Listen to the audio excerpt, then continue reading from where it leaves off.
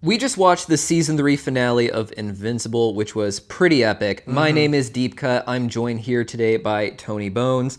I thought this episode was not as good as the previous episode, which focused on the battle of the multiverse of Marks. But when I say not as good, I mean like these are both just bangers and probably my two favorite episodes in the series. I'm choosing not to compare them because I really like a lot of what's going on across the board. Yeah. It was a very fun. Was this the finale of the... This was the finale. That was the epic ending. Man. No more this season. Honestly, okay, I didn't realize this was the finale. What an ending to the season. Wow, yeah, that's why they had all those setups at the end especially. They did a similar one, I believe, at the end. Oh, they were setting them up. Dude. Yeah, that's kind of like what they do at the end of the season. We'll be getting to those. Yeah. But the main plot for this one, what was great for me is I mostly like the Viltrumite plot. You know that. And I find the subplots less interesting, but the multiverse of Marks plot was more interesting. And then having that, and then immediately getting more actual Viltrum story and character, I was eating that up. Yeah, the ending of last week. I think when we discussed last week's episode, we didn't really mention that ending because it was such just a whirlwind, and then boom, here's what'd you call him? Big Daddy Viltrum? Yeah, so for the record, he doesn't have a name, he says. He's just given like a duty, and that's conquest. But I was calling him the Viltrum Daddy. Do you know who the voice actor was? No idea. So I tried to do a little research after the fact because I was trying to pinpoint his voice. I wrote down Billy Bob Thornton as just who my initial guess was, which is already bad because I thought he was also the Cecil character as well. For some reason, I just assumed Billy Bob Thornton is in this show. Weird. But I looked up who the voice actor was on Google, and it has two people. Oddly enough, it has the guy who played Negan, Jeffrey Dean Morgan, as like the first person that pops up. Weird. But then on the IMDb, it says Jonathan Banks, who was in like Breaking Bad and Better Call Saul. Which one do you sound like? I'm not very good with these. But that's the thing is I when I saw Jeffrey Dean Morgan's name, I was like, oh, I could totally see that. But for some reason, then seeing Jonathan Banks, I had the exact same thoughts. So weird. I guess the audience will have to let us know on that one. Though I will say he has a very Negan vibe to him. Did you get to the Negan part? I liked, Negan was probably the last thing I liked in The Walking Dead as I was exiting out. It was, with that context too, it makes it weird, like him beating Mark to a pulp and having Stephen Ewan also being Glenn in the show. That's amazing. I was like, that was like my favorite moment from him that I remembered, and I was like, oh, that's... Were you a comics reader of The Walking Dead? No, just the show, just like with Invincible. So I got really into the comics because of the show. Yeah. And I remember having it being spoiled of how Glenn dies. Wow. And that just sort of haunting me, like waiting for it to happen for 3+ seasons. You know, it was torturous. Yeah, I had heard things, and I knew there was like a fake out at some point or something, but... So I guess it does make sense if Conquest was voiced by him. It would be like an in-joke, which kind of feels tied to the execution of the show. It definitely makes sense, and it was definitely a fun battle, but my big question is, and I mean, I know the technical answer that people will give for this, but why do they keep sending just like 1 or 2 dudes for these missions? I guess because they're playing with their food. I guess. This is just what they do. The real answer, I guess, is like there's not that many left, right? Like recently it's revealed that. And did they even explain how they all died? No, I wasn't even aware. There's very few left. And they seem to be able to reproduce, so it's like, I don't know why they're not just, getting more bug children for like a temporary army or something to quickly take over the earth, but... Well, there seems to be a decent amount because there's enough for there to be like frivolous guards on that prison ship. Yeah. So, I mean, I think the capture of Earth for the Viltrum people is not high on their priority list. It's like, we're going to get around to that, but let's just like go about it the way our people have gone about it for eons. It just already felt so silly to me that like Omni-Man is the one who wants to, take over the planet and Invincible is not. And then it just ends up like, well, we're going to arrest Omni-Man. and now you're in charge of doing this thing. You're like, we're just gonna leave you here. And I know, it does feel like a weird system they have going. It like worked once, but this constant coming back and being like, we're going to give you one more chance, Mark. I'm not buying it. I'm not buying Daddy's threats. Clearly, he was not correct. Yeah, no, I don't know. I was expecting Omni-Man, actually. I see, I always do this. I always write down like what I think is going to happen. Yeah. Very rarely do they come true. And one of them was Omni-Man and Seth Rogen's guy. Alan the Alien. Yeah. Like they were going to come in because we haven't seen them since they broke out of that prison. Yeah. So I don't know what they're up to. Did they get established of... I think they're just, and that story has to move so slow. They're probably just traveling the, universe to the next location on whatever their story is going to be. Mm-hmm. But yeah, it was really just almost a one-on-one until Adam Eve got there. Yeah. That was pretty crazy. How do you, so last episode, we sort of made a big deal about characters dying and then coming back. How did you feel about her coming back? It was so my thing. I mean, I guess they did have that moment. Like he was like, "Oh, it's too late." So she didn't die. Mm-hmm. We talked about how much we hated that. I do hate that. But fake outs do happen. The problem is like the show's already gonna abuse that to no end. Like there's gonna be so many fake outs, and it's just like it's part of the culture essentially. I hate it. Mm-hmm. But here it didn't do anything plus or negative for me. Yeah. The Eve gore hits you psychologically. Oh yeah, dude. Like and you didn't grow up with Teen Titans, right? It was on. But I mean, like Starfire was not like your middle school imaginary girlfriend. Like no. And that's the thing, is it's so hard to watch. Like Adam Eve is just Terra from not Terra, sorry, it was Starfire from Teen Titans. See, I was more of a Raven type. Don't get me wrong. Yeah. Obviously, but seeing Duplicate get killed just doesn't quite have the same effect as like. This is like Raven can take it anyways. The point is like it's these characters like seeing this like beloved innocent superhero character. That's the thing is if anything like comparing those two, like Raven like could take a hit. You did not want to see Starfire suffer. No, I guess so. She was just this innocent baby. Yeah, I knew as soon as like there was no other way that was gonna go. Like she was gonna get her ass kicked because we've seen her using her powers throughout the season, and like she's not a fighter. Like I feel like her powers are great are best used for like. She really should just get that architect degree. Yeah, no, she's like the perfect humanitarian. Like she could literally save the world, and I think that is her purpose, not fighting bad guys. Yeah. And not to say she's not good at it. I just feel like I always see her on. She's always on the defense against these people. She really should just be using her powers to like fix things, because we have all these people out here like fixing stuff from the battle that she could do, and of course when she does it, suddenly there's the issue she's not doing it quite right and the building is unstable and it falls. But like just max out that education and do that. It's a total misuse by like even like Cecil and his use of the Guardians. Very clever until it's with her. Yeah, I'm like, she's like the ultimate key. Like why aren't you like, it always feels like they have to be soldiers. Like, we can save the world in all these different ways. That's the crazy thing. Is like with everyone else, like they're on cleanup, and that's the thing that she does clean up crew. They try to like write around that to be like, oh, she can't just insta fix everything now. But seriously, just 1 year of education. Like that's the thing is like you don't need to actually take all the required class. Like that's the thing is you don't actually need to be an architect. Just learn it, do it, just practice. Have that skill underneath your belt. It's free. The government's gonna cover it. You're not gonna get strapped with student loans. You don't need to actually like go to college and do it one like class at a time. Like get actual hands-on experience. Like so that made me think of something else during this episode. Do you think anyone's approaching Mark about putting advertisements on his suit?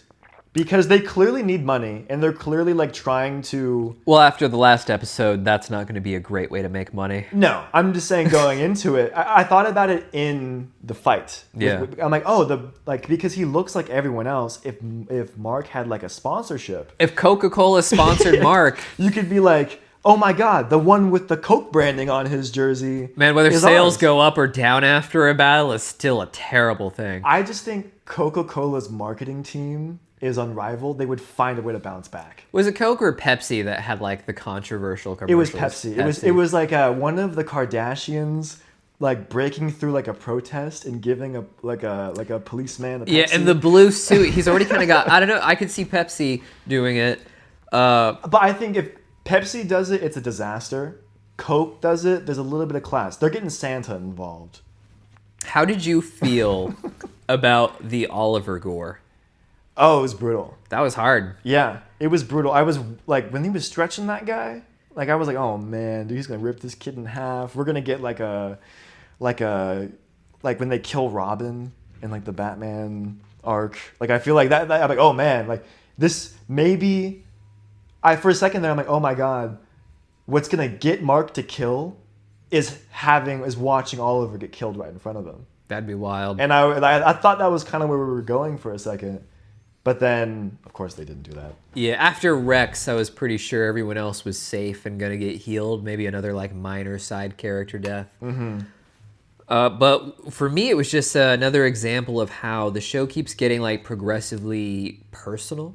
Mm-hmm. You know, it started off with like lampshades of the heroes you knew from Justice League and Teen Titans, like we just discussed. But now it's like it's getting closer to home. First, it was his mom at the end of season 2. Now it's Oliver being stretched, and I was so curious because like he's a bug, so I'm like, are they gonna play this like he's extra durable, like a cockroach when a nuke goes off? Oh, interesting. Or is he gonna be like, you know, a little easier to swat like a fly? Mm-hmm. Oh yeah, that's something I didn't think about, but we haven't really established his invincibility. Almost, it's been something we've been. He was able to, you know, hold that building up to save those people last episode, but. I mean, he's got powers, but the question is, like, does the bugs, theme enhance or take away from that? Mm-hmm. The Viltrumites, they get progressively, as they get older, they slow down their aging, and I'm wondering if, like, that's going to combine with his bug gene so that, like, he does get older fast, but then, like, with, the Viltrumites, as soon as he hits an old age, now he's going to live thousands and thousands of years without it really being an issue. Yeah. I almost wonder if like Viltrumite should be experimenting with breeding with other races like that to see like what differences could come up. Whether they're stronger and they can like make their race even more advanced, or if the bugs can be more temporary soldiers that you just set loose on a planet who are going to die in just a couple years. They need to do something, because whatever they're doing now, it's clearly falling apart, and the opportunity is there.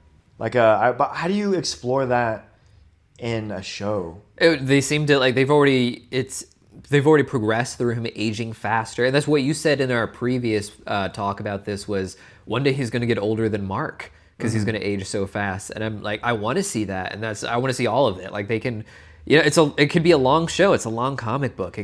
No, I think we're approaching now season 4, and it's a slow burn. Like probably one of the most slow burns I've watched from a TV show in recent years, where it's really taking to the end of season 3 to get me hooked. I was going to say something similar. I feel like I'm finally starting, and I think in the comics maybe it's a little easier to grasp because of how they slowly build this way anyways. Mm-hmm. But like I'm now at a point where it's like I do want Angstrom to return in some form. I'm glad they've changed his story, and having him work with the technicians is going to be interesting. Mm-hmm. But I am glad that the Martian possessing brains are returning now. I'm such a sucker for that type of storyline.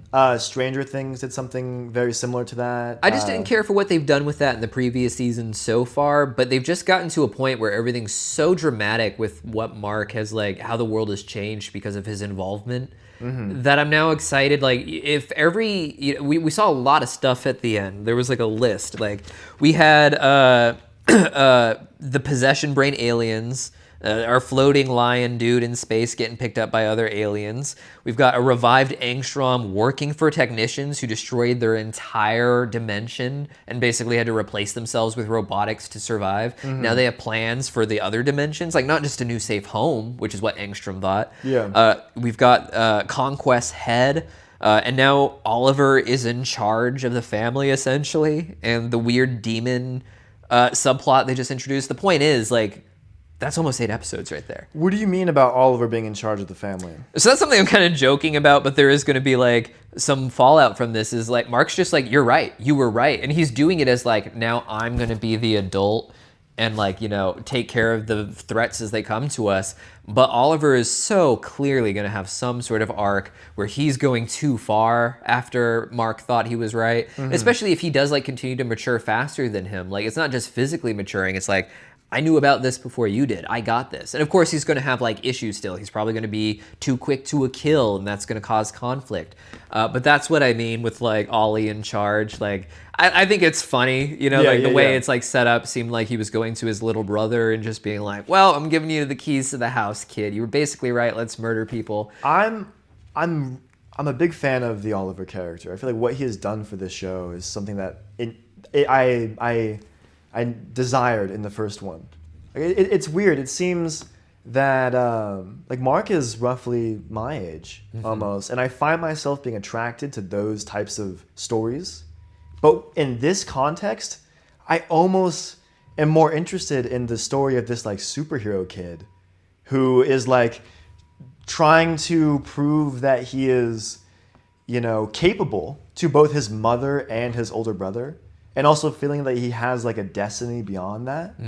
And I find that to be honestly my favorite storyline of this That show. makes sense. Like what you've kind of discussed before, and that's something where I was basically going to transition back into, is you don't like the big city battles as much. And I agree with that, and that, like, you know, in finales, like, you got to have a big city battle. Yeah, totally. But the show does have this habit of like focusing so much on these large conflicts, which are cool too. I appreciate them at least. But I definitely understand like the real fun of superpowers is like, how would I apply this to my life? Yeah. You know, and having a young person who's growing faster, you know, that kind of has this like metaphor for what you feel like when you're developing abilities other people around you don't have. There was a scene, I believe it was last episode, with his mother and Oliver, where he's gonna go fly off and she runs after him, and it was very touching, I felt, where he was like floating in the air above her, and then he floated down and gave her a hug. And I was just like, yes, this is amazing. This is great television right here. I'm so glad he's like nuanced and had like early on it seemed like he was just going to be a one note of like, I want to kill people, and that was going to be that. But no, it's like right down the middle. Like you want him to end up being a good guy now. Like you're invested in him getting there, but you also know there's going to be some darkness along the way. Oh yeah, no, I that's what I'm very excited for. I mean, the story also being told from Mark's point of view, it allows for that to happen. And like if it was like a Boy Meets World situation, where Oliver is our Corey, and Mark is whatever his older brother's name was, Eric Friedel's character, you wouldn't really they wouldn't allow for Oliver to go to that place. It was always his friend that was becoming the Dark One. And where I think like this kid has so much power, he's gonna. It's the battles we're gonna see not only between him and Mark, but him and like the universe possibly. Like it's very exciting. As far as the side characters go, he's definitely, I mean, it's almost becoming about him. Like he's become this other version of Mark to reflect you know, the side of him that we kind of more see in the multiverse, the, you know, not perfectly pure, absolutely, but also still not evil. Yeah, no, was there like a version of Mark that we saw that made you think of Oliver like directly? I kind of, and then maybe this one shouldn't, we don't know the full nuance, but the Mark that just wants like a new mom or a new Eve, you know, who's just like trying to replace the people in his life. Like I could very easily see Oliver leaning too far into the dark possibilities, and then realizing afterwards like, oh, I didn't want to kill all these people, you know, some of them could have been saved in a way. If so, many funerals in our future. Oh yeah. I like, but how many funeral scenes can we take? Well, that's the thing is like I metaphorical funerals, but like I'm talking even just like there's gonna be people he just kills that like he'll look back on and be like, maybe I shouldn't have done that. Maybe there was like a greater solution that would have benefited, especially if he learns a little bit from Cecil with his whole thing about not really rehabilitating, but just like someone's a tool. If they're not going to be a good person, use them as a tool to make the world a better place. Not just a better place, but a safer place, the place it needs to become. I guess I'm just thinking like as far as like a TV viewing standpoint, as they raise the stakes, I imagine more people are gonna have to die. And that's true too, even beyond Ollie. Like, but I'm just thinking like I don't know how many times we can see I'm already over them. A funeral and the beats of a funeral Like I wrote down here, like, how many times have you seen a funeral where someone is standing in the distance, watching from afar, Right. feeling their own emotional way about it? A person giving a speech and saying, "We had a complicated relationship," like opening with that, like, him and I, Rex and I, we never saw eye to eye, but Yeah, blah, that blah, blah. line was so you could auto-generate. Oh that, yeah, right? and then even my favorite one was, "I just can't believe he's gone." Yeah. Like I was like, "Oh my god, we were hitting all of the beats." And that's the thing is, like, you Can do you need do to a say funeral that. scene after that though? Like we've done it now. Like I'm over it. That's the thing is, like, these need to just be a montage. Yeah, I was gonna say, give me a quick montage. Just like 30 seconds of sad music with the rainy day. You can't have. But it's so easy to fill up time with people just standing around talking. With his little goggles on the podium. Exactly. One thing I found really fun was Viltrum Daddy did the same thing that his real dad did to him back in the season 1 finale, just like holding his head in place as people are massacred over him, which, don't get me wrong, didn't hit as hard as the first time. Well, the whole thing had sort of like a weird, like it almost felt very intentional. How 100%. How they were mirroring it in this And way. have you noticed that the whole season did that? Yeah. With early on, it was these, the scenes of him playing baseball with Ollie. And you just had this like brilliant, if you look at them side by side, it's like Omni-Man trying to lead Mark towards the idea that he's going to, this is going to be darker. And then Mark's trying to do the opposite with his little brother, trying to be like, no, you have to be less dark. And the kid's just like, no, I like killing people. I didn't even think about that. But yeah, I totally agree. But I think it's like, that just goes to show how they flipped it. How they flipped it, but also how much the in-between those flips have like mattered, where maybe I haven't like fully given it the credit, where I feel like now things have culminated in a way that I find attractive, where the journey to get there wasn't necessarily like, my cup of tea always. And that's why I'm more excited for season 4, even with the filler stuff now. We've just kind of reached the saturation point of the good plots, that even if I had to put up with more Rex and Ray, which I don't, I would have really... I know you're singing the praises, just like... my point is, I feel like the future seasons, it just gets better from here. Like, it's been about establishing this world to be what it is now, and I'm kind of... I now will enjoy when they send just one more Viltrumite to fight him, and they're like, oh, I'm just here to remind you that you have this duty. Like, they could just do it again. Because they did it with Engstrom. They're just going to keep, like, making it more fun, and I'm cool with that. I wonder if that will isolate the show at some point, where it becomes really only for the people who have followed the journey from the beginning, or if because it'll... Like, I imagine the idea is to have this thing run. Like, I wonder if at some point it'll just become easier for a viewer to tune in. Like, someone would do, like, an episode of Baywatch. So, like, let's take this to The Walking Dead, because I feel like The Walking Dead is a show you're basically supposed to start at the beginning in order to understand. And I don't really imagine people... Like, it happens, don't get me wrong, but I don't imagine it's a consistent, normal trend that people were jumping in the middle.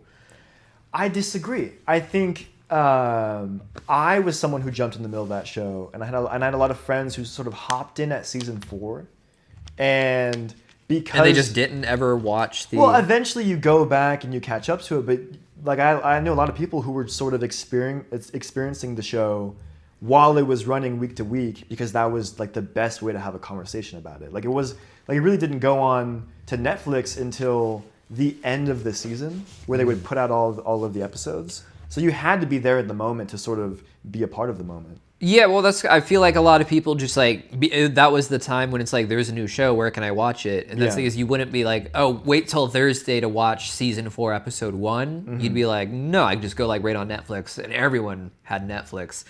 Yeah, I think almost The Walking Dead, though, is oddly a show that you could really jump in at the beginning of every season, because every season ends with sort of something dramatic happening and the characters having to move on to something else. At least, they do have those... At least the first, like, 5 seasons. Yeah, that was the thing, is they switched locations, so they had, like, a different seasonal plot. So there is that. Invincible definitely doesn't have that. No. And generally what you see, I know that, like, the reason so many streaming shows get accused of, like, getting canceled much sooner is new seasons don't attract viewers to the new season. Old viewers return for the new season, but what happens is the first season gets more views than season 2 did because a lot of people start the show but don't finish it that weekend. Yeah. So it's a very complex system. That's basically what I imagine with Invincible. I can't imagine people jumping in at season like it does not have like the newness of a season. You know, a new arc, a new journey, new place. Like they kind of did that with Now He's in College, but it relied entirely on the idea that you knew exactly what these relationships are, who these recurring. It's really about these recurring crazy subplots. I think it has to, like, it has been that way up to this point. I just think if it keeps going this way, like it'll have breaking down this, like the characters so much that at some point you could eventually just hop in, and it would feel like just another episode. I'm not sure, especially if they're just going to follow the comic. I just can't imagine. But aren't comics meant to like not Invincible? Invincible, you had to really just jump. You had to like start from the beginning to get to understand what's going on. It's not that you could, and that's the thing is like I'm not arguing that you never could understand what's going on, but like this idea that it's like the norm for this kind of comic with Batman, these things are essentially designed like every arc is like a 4-part self-contained story that doesn't need to connect until the next time that story comes up. Then usually you get like a recap with that. Yeah. But with Invincible, it is like very much like commentary on that sort of thing. And it's like realistically, these things would be constantly affecting each other and overlapping and getting more and more complex. Like that's kind of the idea is like this is about a world that's getting increasingly complex. And that you like, I mean, just think of like how much like there's this Martian character who's pretending to be a human who can like shapeshift kind of, and how that goes back to how he was on Mars. There's so many little pieces there. I just don't imagine that that's going to become the norm. Yeah, I don't know. I think I would like to think that as the show gets more complex, that complexity allows it to be more accessible at some point. Just because, like, we'll have established that there's like a lore here, and for the people that do know can like appreciate that. But like, if someone could jump in and fall in love with it in its own way, I would like because I like people can. It's just the pattern, streaming in general, the comics already. Like I just don't see it suddenly. Yeah, I don't know. I guess we'll see. I am excited to like to see where what were those the brain squid things called? I don't even know their names. I don't know their names. Brain possessors, Martian. I'm excited for that. Yeah, I love that stuff. I really didn't care about it before, but now it's like I'm here for it. I'm so excited for all of these things, to be honest. Like this is the first time that I'm like, wow, the next season can be, if they really address each of these in their own fun way, it's going to be a good episode or season. Maybe because when it was happening in like space. It was happening on like Mars. Where now it's like, this is going to be. It's time for the full scale invasion of a town. Yeah, and the world is already like fractured. Oh yeah. So like they're so vulnerable, and now there's going to be this sort of this mutiny brewing, and I think that's exciting. That's going to be maybe an even touchy thing for like with all these different arcs set up, like Oliver wanting to kill, but we can't kill because these are just humans possessed by aliens. So it's like, and then also like the world is going to be watching Mark after all these different versions of him destroyed like their entire planet. Yeah. And they're like, oh look, he just wants to kill us. Like they're going to be, it's going to be a rough one for him all around. It feels like. I love that. How did you feel? These are some fun ones. We had Power Ranger Eve and oh my God. Super Saiyan Eve. You got that too, right? Yeah. Oh my God. As soon as, like, it was like all these insert shots of armor going on her, and I just playing the little guitar riff in my head. I was like, I love how it's everything except for the thighs. They couldn't give her a little extra padding. Jesus. I think that was like, honestly, I think that might even be like, I don't need armor right around like my thighs and crotch if I'm going to be like moving my legs around. But like, there wasn't even like, her ass was totally out, dude. That's kind of my thing is I think get shot. I don't want to get like stabbed in the ass. That would hurt. I don't either, but I feel like it's just like, that's kind of the point is it's easier to maneuver your legs if there's not armor right over them. But it still looked, like a Power Ranger parody for sure. Totally. And then of course they followed that up with her going Super Saiyan at the end. See, I didn't catch that. I don't know. When she, so for spoiler alert, Eve basically died and then revived herself, and then she came back all pink and colorful with her hair flying, and then did a pink Kamehameha. Yeah. It's all just Dragon Ball imagery. I'm just goofing on it. I don't even know. I've never seen Dragon Ball, so I'm not familiar with. I'll take your word for it. Yeah, it's it's just Supersonic, same thing. You're not a Sonic fan either, but you get the idea. She went pink. She had super beams. Yeah. And she basically got this god power loophole out of the restriction on her power not to affect matters. Anytime she dies, she can just come back to life now. Do you know what I thought of? I thought of Harry Potter. Yeah. I thought of the end of Prisoner of Azkaban, where he's getting the Dementors are taking him, and like the deer, like his what is that called? Oh my god, what is it? His oh jeez. I don't remember. I wanted to say Horcrux, but I know that's it's like not a Horcrux. I was going to say the same thing, and it's not. Whatever it was. That for some reason when that happened, it was like the like the glowing light, and she was like, Mark. And he's like all beaten up, like seeing it. It's going to bug me now that I can't remember what those are off the top of my head. Yeah, I know. I feel like I'm disrespecting like 9-year-old me right now. Yeah. 9-year-old me is like screaming at me, going, "How are you not getting this?"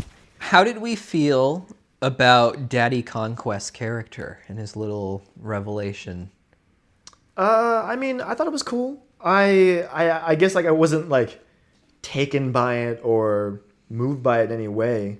I enjoyed it overall. It just worked as a good like filler Viltrum villain. Yeah. A good commentary on what their society does. It's like, oh, the better I am at my job, the more isolated I become. Which relatable. Mm-hmm. Totally relatable as a character all around there, really. It just seems like a weird... Like, I guess, like, I want to know the team that is, like dispatching this guy. What's the reasoning for right now? Because if they're keeping tabs on Earth... Well, so like most of them are dead now, it seems. So it's like they're trying to just keep their many planets under like the 50 or something Viltrumites that still exist. Mm-hmm. So it's like you keep the ones who are better at like the social and civil stuff, where they need to be to like just maintain peace without having to escalate to war. Mm-hmm. And then this guy's just like, he's always been like, you just send him to like basically you have to find some job with him because you're afraid to keep him around. Mm-hmm. You don't want him messing up your existing civilizations. I think the one downside from doing like a big multiverse Mark episode is it does feel very like I'm sure we'll see other versions of him in the future, but it felt very like we're doing this now, and you lose a lot of storylines, like possible like fun storylines from that. Like it would have been great. Like imagine if one of those Marks, like this Earth could have been like his opportunity to sort of answer that Viltrum call. Like on this Earth, in a way that he like wasn't able to do on his own. That could have been really fun to watch. Like working with the Marks against the Viltrumites. Well, no, I'm saying like sort of doing what Mark like is not able to like for the Viltrum people. Like what if like what if like a team up? Like what if Mark gets his ass kicked and then Daddy Viltrum shows up and this evil Mark is there? See, that's something I would have loved is like... That could have been fun. Yeah, if this guy had shown up during the multiverse of Marks, that would have been crazy. And I hope they like overlap in the future. Mm-hmm. I could also maybe see some of the Marks turning on like Mark's side. I could see maybe like the one who wants his mommy back or a new Eve, who kind of like regrets things and see what happened to his world. Maybe he'd want to save this world. That could be a lot of fun too, because one thing about Mark is he needs friends. Yeah. Dude, oh my God. Like he's got Eve... But he's really just like on his own, and his only other friend was just hitting on his dad. Yeah. Yeah, so I feel like having like the only person that could really relate to him is him. And that could be something fun to explore in later seasons, but I don't know, maybe that might not even happen. But yeah, I was like, with the comics, who knows? But that's the thing, is like they seem really interested in the that's the thing, is they've taken the most like epic and far out ideas of superhero stories, and they've created this revolving door of like addressing those subplots as they escalate. Totally. Starting off with Angstrom with the multiverse was kind of lame, but then introducing the Marks is great, and now there's just like this race of beings from another universe who just wants to conquer, like for whatever reason. Yeah, I'm looking forward to it. No, me too. His final words, I take the good with the bad. I hope those are the words I say as someone beats me to death. I'm like... It's a fun way to go out. If I'm going to die, I want to say Are you hoping that he or she, beating you to death, like remembers those words and then like lets people know so people know that those were your final words? Or do you want that to be between you and them? That's between me and God. Okay. You know, I want to get up to heaven and be like, yo. And So you're not worried about I take the good with the bad being on your tombstone. No, I don't care if that's what I'm remembered for. I just want to like, you know me. I'm there for the experience. Sure. I don't really like. Yeah. If memorabilia is there afterwards, that's great. But for me, what it's there for, I just want to like just leave with that. And the other person's like, oh. Like, I don't want them to be impressed or happy. I take the good with the bad. I love that. That's great. That's balance, man. No, it is. It is. You know, maybe now I gotta think of like a similar one because I don't want to jip yours. Yeah, you can't just copy me copying the Invincible finale. Then it's just weird. Let's go through those setups for next season. First, what was the weird colored puddle under his costume? I was hoping you would have an answer for that because I was just not. I was like, huh? My theory is after Eve's powers got unlocked again, it's like that's not supposed to happen and it messes with her. And since she took off his suit, messing with his suit is now like, oh, my powers aren't working right. Now, like, they're reverting to particle sludge. Uh-oh. Are we getting the Santa Claus 2 situation? Is she going to lose her powers? Maybe. I love that stuff. Let's go for it. I was wondering what you meant by that, but yeah. That was where my head was at least. But it was such a quick moment in a montage of, like, setups for season 4 that I didn't know what to make of it. No, I feel that. Then we got the possessor brains. That's one. That's a body snatcher situation. It felt a little Chud-like. You familiar with Chud? No. Chud. It's like it's a movie about these. Chud stands for cannibalistic humanoid underdwellers. Oh. And they're people like zombie-like people living in the sewers in like New York City. Nice. Who then unleash on the city and start turning people and. It's great. Yeah. And I was getting a big Chud vibe here, and I'm all for that. I like I said before, I really hated just going to out into space and getting like what a long setup just to finally be like, okay, there's people in the sewers being possessed. But by I brains. think it's cool now. Now I'm into it. Exactly. Yeah, I think it makes it worth it. Where it's almost like I like the idea of knowing that had happened before without having to have to seen it. I think it's great. I'm like ready to just like see what they do with it, and I kind of hope I want them to do it every season now. Like they could take these 8 ideas, add more here and there. Don't get me wrong, but just like these are all epic ideas that you can do like one really epic version of every single year. Yeah, and I think that would be great to like if this is the roster like in order for what to explore. Like first we're gonna see an episode dealing with Eve's powers in the premiere just not working. Whatever. If the next episode is just like a massive possessor brain episode about just like how hard it is to have to kill an entire village of humans because there was no choice, that would be great. So okay, this is what I was talking about though. I think what this show does really well, and honestly, my experience watching it has been so like streamlined. I forget a lot of the little details that happen. That I enjoy the recap at the beginning of each episode. Yeah, which is sort of like visuals that are reminding me as the viewer that this exists in this world, which makes when it happens then later in the episode. It's like, oh, I know that this is a part of the world, so this is exciting. This is going to happen, and I think that was the point I was trying to make earlier about like. I like that with plots, not with characters. Yeah, but I think that's something that could help the show as it continues to make its complexity like more accessible for someone to drop in. Is they have all this footage of like, oh, this has happened. We've been setting this up. Put that in front of an episode at the beginning of the week. Some rando could watch and understand that this is like a universe. And still have a good time with the episode. Maybe. What about the I'm going to convince you with this. I really don't think. Let's watch and see, because I feel like this is what's going to happen. And with that in mind, the technicians. Okay. This is kind of what I'm most interested in. Why? I really liked the plot from season 1 where they basically did this already. And I wanted them to do more of it. What was the plot from season 1? Basically, a portal opened in the city, and beings from another dimension where time just moves differently came in and just like, nope, this is our world now. Yeah, we're just taking over. Oh yes, that was like what, episode 2 or something. Yeah, it was like one of the earliest ones. Yeah. And I was like, oh man, seeing this like come back in a more serious way with these new villains who have like a very specific story about how they. They just kept advancing to the point where like their world is just a factory basically, and they need like a new world, but like they don't want to just like go someplace with grass and finally touch it. They want to make other worlds different, and I'm very curious how that could pan out. Maybe not even just like evilly, like maybe they, you know, could bring great advancements to this world. I would like to see it happen in the backgrounds. I don't need to see like an invasion.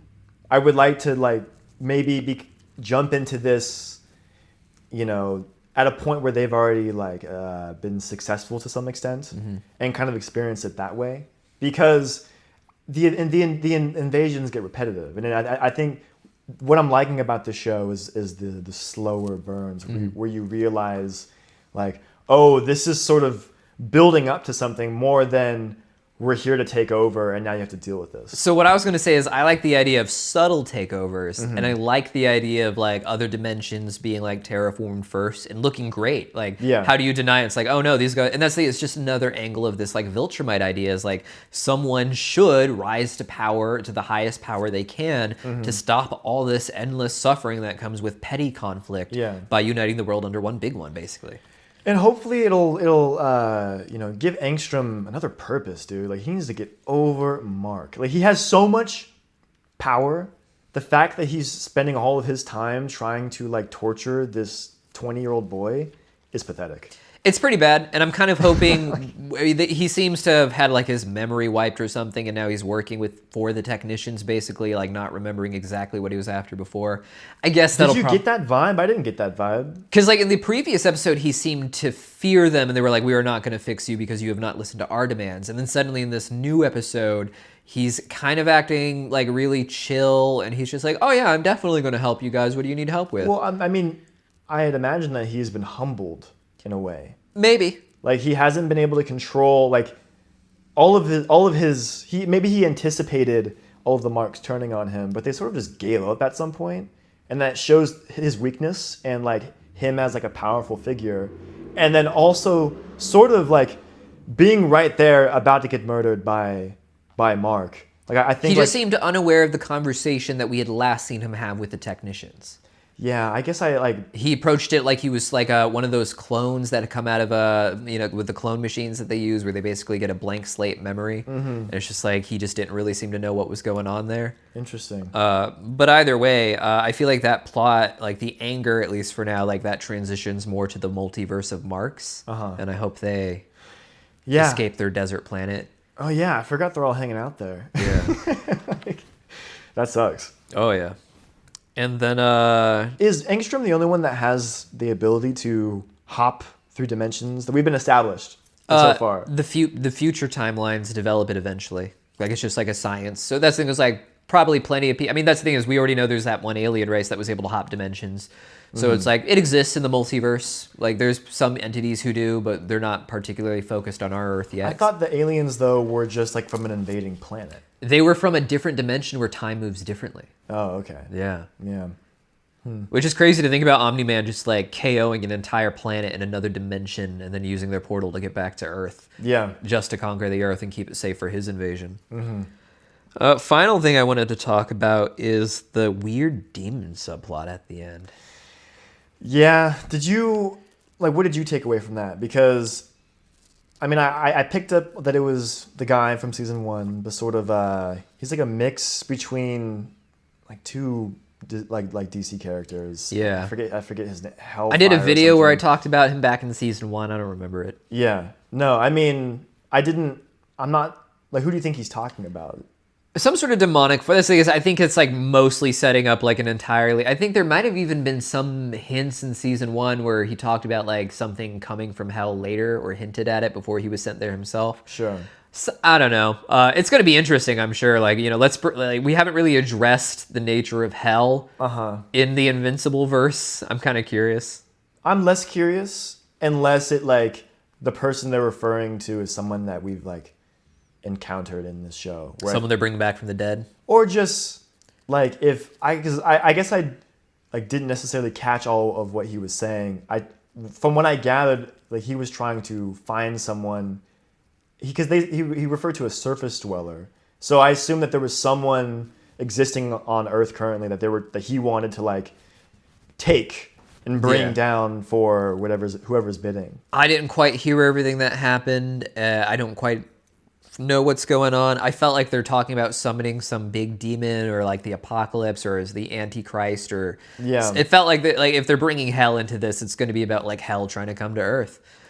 But we'll see. Yeah, I guess. Well, yeah, maybe save that for season 5. Season 6. We'll see. I mean, they set it up now. They got to do something. Well, okay, with it. Give me a couple little teasers, but there's so much going on. At some point, are we gonna get longer episodes? I don't know if I can stomach. 40 minutes is already enough for this. That's what I'm saying. Like, there's so much going on. At some point, are we just doing like mini movies to? Yeah, that's what I want, man. That's what I'm here. I want every episode next season to basically be like a mini movie focusing on one of these plots, and each season just go back to it and get crazier. I like mini movies, but I want them to be under an hour long. Like I don't want it. I don't want hour and 15. When I say mini movie, I just meant the 44-minute episodes. Yeah. I definitely don't want them getting longer. No, I'm just concerned that because, we're possibly separating things to create these like big individual stories that could mean longer episodes to sort of. I think traditionally they'd follow the comic format, which is like 4-episode arcs. Sometimes they do more, sometimes less, but like generally speaking, like when they try to convert Buffy the Vampire Slayer into a TV show, into comics, in order to get like a 40-minute episode to work, it's 4 issues. And how many episodes were in the season? 12? For Buffy the Vampire? No, for this. It's 8 episodes. Oh, it's 8? So it's like, if you're adapting like, an entire arc into a 40-minute episode, it's 4 issues. But I don't really know how they might have done it a little differently. What do you think like the 4 arcs would be then? Like if you had to imagine. From what they've set up. Backwards. 1 episode is 4 comics. Oh, yeah, sorry. So it's like, so like generally they'd be like part 1 of 4 for like a story. Okay, yeah. And that just becomes 1 episode in Invincible. Yeah. Yeah. Okay, that makes sense. Cool. Well, that about wraps up our discussion for today. Sweet. Thanks for joining me again. Yeah. And thanks for everyone for watching with this season of Invincible. Let us know your thoughts in the comments down below. And don't forget to subscribe because soon I will be making Tony watch Has Been Hotel and Hell of a Boss. I'm ready. I'm waiting for it. And you've hyped it up a little bit, I gotta say. I'm curious what your thoughts will be, but we'll find out soon. Stay tuned. Cool.